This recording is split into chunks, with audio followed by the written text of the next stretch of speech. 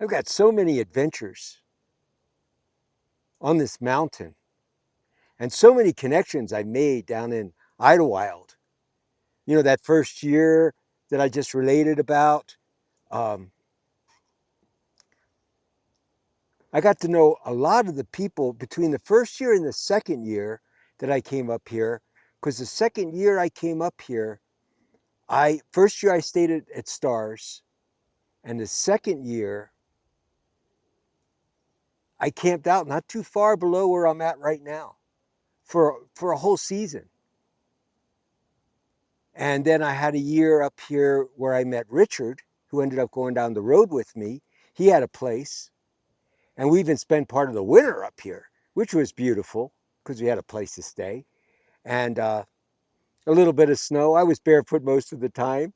Richard and I did Yahweh and Sons barefoot tours of the mountain and brought people up here from that we knew from San Diego and anywhere that we knew.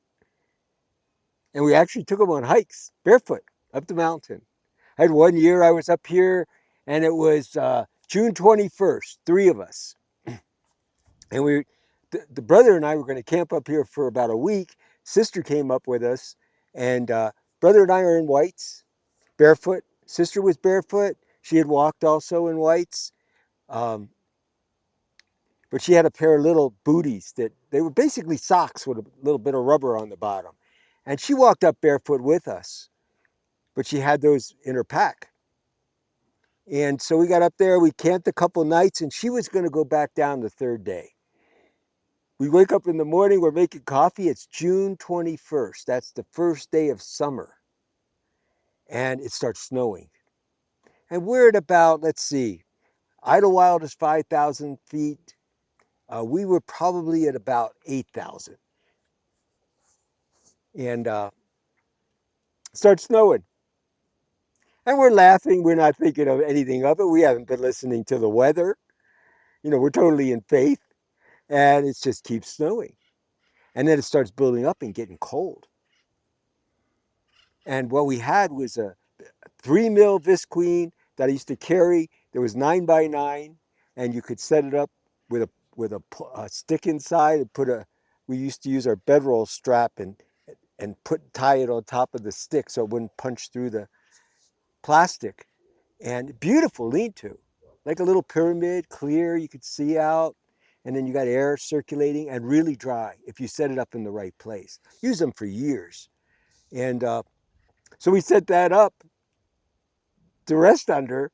And here it starts snowing and snowing and snowing and building up. Well, now we're realizing, we told the sister, you can't leave because you couldn't see the trails. And it's an easy 4 mile walk from where we are. So we made sure she stayed, and the three of us rested underneath the tarp, and it snowed all night. We're laying there at night. We have to knock the snow off so that it doesn't tear the tarp, you know, because it's building up. And on the sides of us, I mean, build up walls of snow around us. Get up in the morning, a foot of snow. Sky cleared, it's warming up, but there's a foot of snow on the ground and we're barefoot. And brother and I know we're being called to go down 4 mile walk in the snow. I've been colder, definitely, a few times on the road, but my feet, I don't think ever were colder. We could, we waited until the afternoon to walk down because, you know, some of the snow would melt on top of the rocks and we could stand on a rock and warm our feet a little bit. But that's just one adventure. Oh my goodness, so many. And in the town of Idlewild, uh, first I got to know a lot of the business owners back in those days. It was a different town than it is now. It was much more down home, low cost living. Rent was incredibly inexpensive. Living up here was incredibly inexpensive. It's all families working together. Really, it's not like that now. Now it's much more of a tourist and it's much more money orientated. But you know, back then, and it was already starting to change when I first came up. But I got to know a lot of the business people first, businesses and working people through Star and then through Richard. And then I got to know the people who were kind of on the streets, which was, once the Lord got me really connected, usually they were the first people I'd meet in town. But in this case, it was a little reversed. But yeah, this town became a big part of my life's experience, really. I spent several. Oh, and this is a good little reflection is I remember being up here one year. Now, Amen's down in the valley, and you can see from parts of Idlewild and or not going very far from Idlewild, you can see down into Hemet.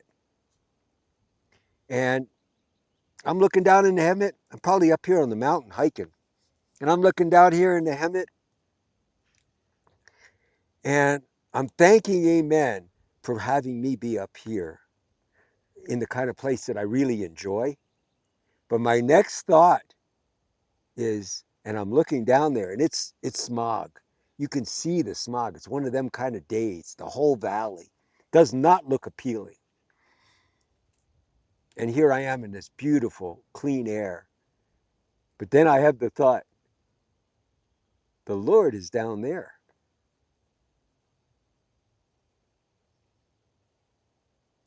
Yep. Wasn't long before he called me, and I am very thankful for that. Amen.